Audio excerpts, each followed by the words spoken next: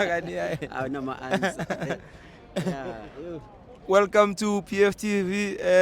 Petu Puchabu 3-0 win to Orlando Pirates. Yeah. Overall is 3-3. Mm-hmm. And then we got knocked out Puchabu Ngama penalty. Yeah. Surely you're proud of the boys' performance today. Yeah, of course I am.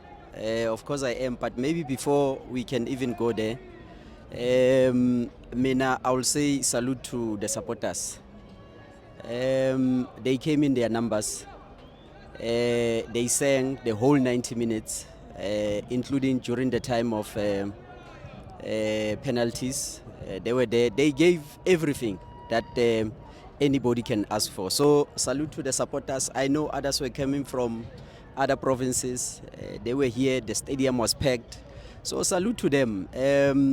I'm quite happy that really supporters were behind the team. Sold out affair. It was, of course, a sold-out affair. Yeah, so I'm quite happy with fans. Yeah. And then Kemi Puchabu, performance of the team. We saw Coach AB, we didn't have a striker. Slalom false number 9. Yeah. Do you agree with the approach, or do you think maybe you could have put in Umabasa or Mbutuma from the onset? To be honest, we lost the game in Congo. Let us be honest. That's where we have lost the game. I think from that particular angle, obviously we didn't see the game because the game was not being televised. But in my analysis, I think the coach didn't manage the game properly. Because if you can check, remember it's not our first time that we're playing CAF. If you can check opponents that are coming here, that are coming from up there, either east or north, particularly north, when they come here, they will slightly sit at the back. And that's game management. They will sit at the back and they won't expose themselves because they are not familiar with an environment, right? And then what they will then do, where in their return leg, that's where they are going to show you flames. So I think from the onset in the previous game, our game was not managed properly. You can't be scored 3 goals away because maybe one goal will say okay, but immediately when the opponent scores the second goal, you need to now change your strategy. Don't try and push for a result. You can see that you are not getting a result. Rather play cautiously, balance your game and come back so that you rectify your mistakes here. So I think, honestly speaking, we lost the game in Congo. I'll also salute the boys. They played. I mean, coming back from a 3-0 deficit, it's not a child's play. So any Pirates supporter out there that can say we're disappointed in the boys, then I'll know that that person is not a true Pirates fan. Coming back to the game itself here, they had a strategy, and their strategy almost worked.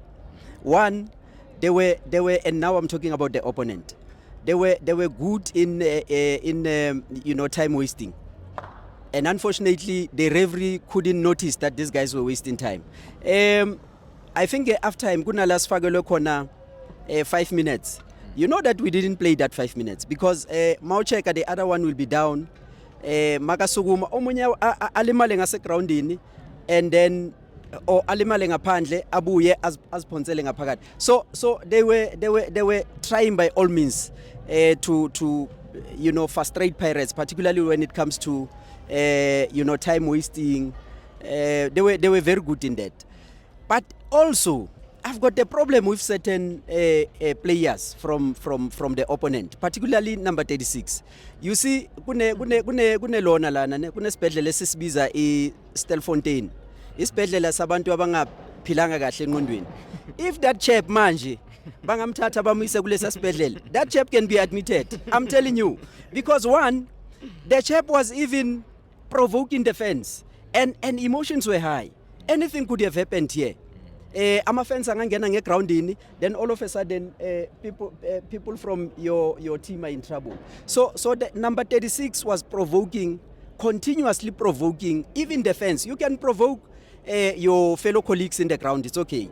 But when you provoke the fans with your dances, what, I can tell you now, in other countries, the stadium will erupt, and nobody will help, even police, because even if you can bring police here, check the capacity of the stadium, fans that are here. So it's going to be a chaos, and there are people that are coming with kids here. So congratulations to them, they won. But I can tell you now, they are not going anywhere in this competition. I mean, that team couldn't even complete 3 passes. Tell me where they've completed 3 passes. Ibola labo belisuka from the goalkeeper to somebody there, and then all of a sudden the ball is. How we lost that game in Congo, I don't know. But obviously because of the environment. I will say, remember the issue of a pitch as well. As a pitch is artificial. So those factors might have played as well into the game as well. So I will say our boys played. I'm giving them 100% out of this performance. Badlalile Bafana. Now, when you check your Euros, they don't care whether we're playing preliminary rounds or what. They will always have a VAR. And I know for the fact that in this CAF competition, it's not like we don't have a VAR. We do have. As to why are we not utilizing it, then I don't understand. I mean, the kind of officiating that was here is of a poor standard. I mean, that chap cannot even qualify to officiate a Diski challenge. I mean, he was so poor. But because we don't have the equipment to correct his actions, we couldn't do anything. And we accept the result because we're big boys. We can't be crying about the referees and stuff. We accept and we move on. Yeah. And then we have a big one on, I think it's Tuesday. Yeah. So do you think coach will must go with the same approach, or do you think he must put in a number 9 there? And who, if you want him to put in a number 9? I think each and every game will always require a different approach. The coach was with the boys in Congo. He saw how the opponent played, and obviously he knew what he was trying to do, based on obviously the intel and the data that he got from that side. But now coming here we're talking about the opponents that you will see from time to time. You see the difficulty even when it comes to penalties. And people will say,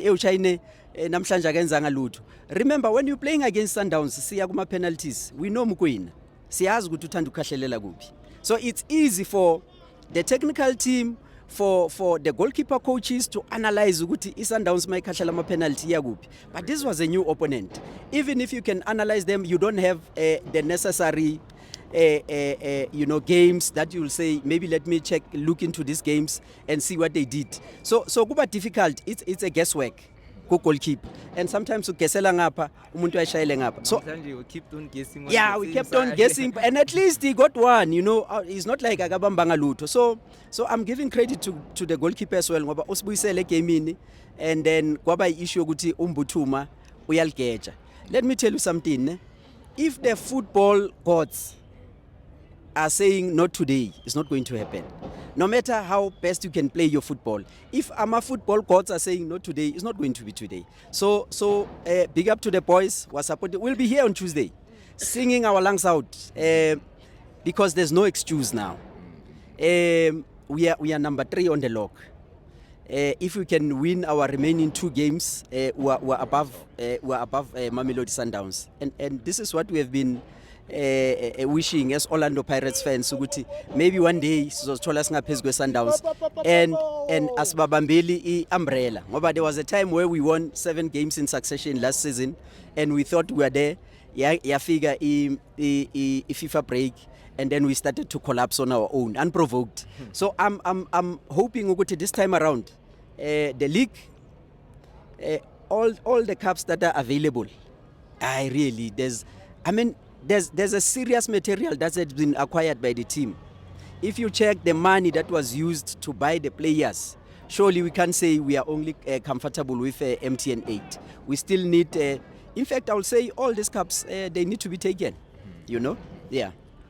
All right, Ned. Thanks, Puchabu. Bopa.